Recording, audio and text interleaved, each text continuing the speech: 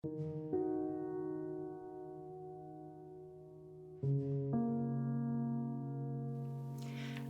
am 75 years old. I've been divorced since 1984 with 1 child and 5 grandchildren.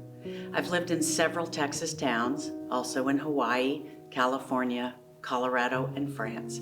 I have a degree in psychology and practiced for over 20 years. When I was 6 years old, my mother caused my father's death. She would not take him to the hospital, and he died. He was very sick. I was crying. My mother told me to stop yelling, and then she threw me in the bricks of the fireplace. I don't remember any more about that night. The next day, I found out that my father was taken to the hospital and died. My mother told me I killed my father, that I was a killer.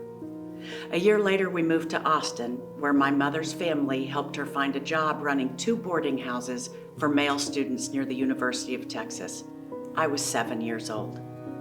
My mother and my sister were very close, and I was on the outside. Both of them would play games, abusing me, threatening me if I didn't do what they wanted.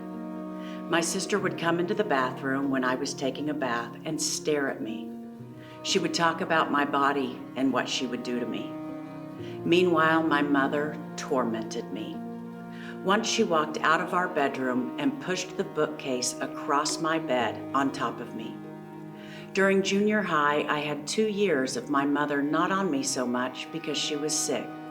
Those were the best years for the rest of my life, until now. When I went to high school, my mother recognized that I was stronger and she had less control over me. She went to be with my sister, and I was left with 2 aunts.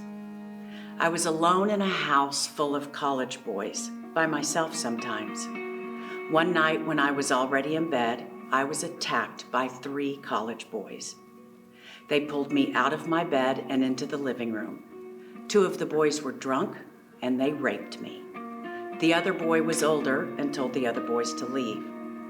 Then he pulled out his knife and started to carefully cut me. I cannot tell you the things he said to me, but I knew I needed to be very careful not to make him mad. After he finished cutting me with his knife, he raped me. He demanded I watch him. When he finished, he had both of us standing, and he was touching me with the knife again. He told me he was going to kill me now. He put the knife to my neck, and I thought I was going to die. I looked right into his eyes and did not show I was afraid as much as possible. He stopped and said something like, "I won't kill you because you will live with this memory all your life. You don't know when I might come back and finish this by killing you." I went to the bathroom and cleaned myself up as much as possible. There was blood inside me and outside me. I never told anyone what happened. I never dated in high school at all. My mother picked my husband from one of the guys at the boarding house. I got engaged in my junior year at UT to the boy my mother picked.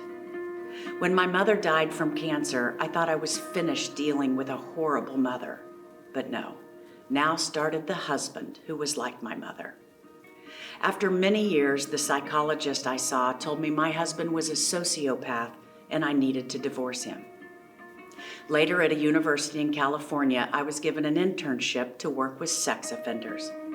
I worked with sex offenders for over a decade. In Colorado, I was in charge of a program designed by the criminal justice of that state. I very much enjoyed working in that job.